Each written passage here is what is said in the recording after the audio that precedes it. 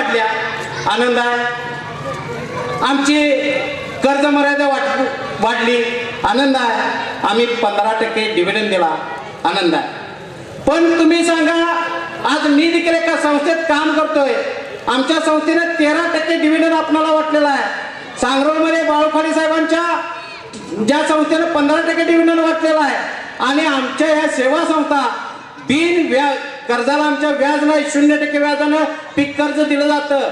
तर ह्या संस्था जर 13% 15% पद्धतीने जर आम्ही डिव्हिडंड वाटत असेल तर तुम्ही चक्रवाढ व्याज वाढवून ते मुदलीत घेऊन त्याच्यावरती सावकारकी पद्धतीचा रेटा लावून जो काय तुमचा हिशेब चाललाय ते चुकीच्या मार्गाने सांगून कर्जदाराची दिशाभूल आणि ठेवीदाराची पण दिशाभूल करताय. कारण अनेक कंपन्या बाजारामध्ये येऊन गेल्या, आंबे असतील, आंबेसारख्या अनेक गोष्टी, पल्स असतील, हे जास्त आम्हीच दाखवलंय नाही आणि आमचं पैसे बी तिने बोंबलत गेले, सगळं ते एजंट बी बोंबलत गेले. अशा पद्धतीनं आज या बाजाराने जे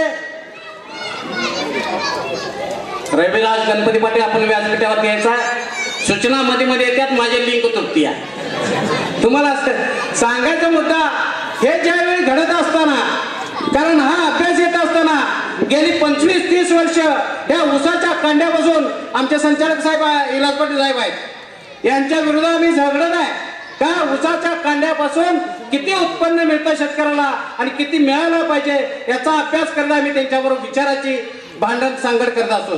तीच विचाराची सांगड या ठिकाणी घेत जाऊन असताना, संघटनेचा मुद्दा मांडत असताना या ठिकाणी आम्हाला ती तळमळ सांगायला आली की ही बँक फायनान्स कंपनीकडे जायला लागलेली आहे. यांनी आलेल्या जे एमपीत जे खातं होतं त्या खातं या लोकांनी स्वतःहून पैसे घालून त्यात भरले, त्याचं एमपीतनं खातं काढलं, 1 लाखाचं कर्ज होतं त्याला 4 लाखाचं दिलं, 4 लाखाचं होतं त्याला 10 लाखाचं दिलं.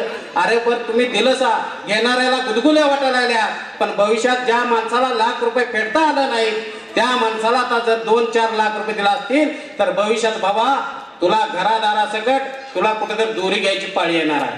कारण का हे जे व्याज वाढलेलं आहे, आज त्याकडे सांगताना मी एवढं सांगतो, आज बँकेत तुमचं संचालक बोर्ड येईल, सर तेल पाटील सर तुम्ही एक अभ्यास माणूस आहे, हे बँकेचं सरळ मार्गाचं व्याज लावा, सरळ पद्धतीने व्याज लावा, सेवा संस्थेसारखं लावा आणि ज्या कर्जदाराच्या घरामध्ये सोन्याचा दिवस येऊ द्या, नाहीतर अन्यथा आम्हाला ही बँक या कर्जदारांना गळपास घेतल्याशिवाय पर्याय नाही आणि ठेवीदारांना देखील दोन्ही हाताला राखेल घातल्याशिवाय पर्याय नाही.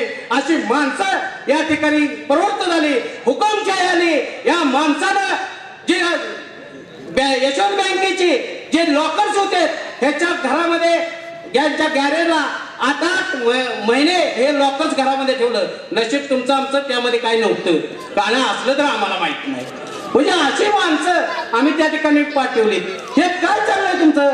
हे ज्यावेळी विरोधकांना बातमी कळाली त्यांच्याकडे फोटो आलं तेव्हा बाकी हळूच मागच्या दारांनी लॉकर्स बँकेत घेऊन ठेवले, आता ठेवले.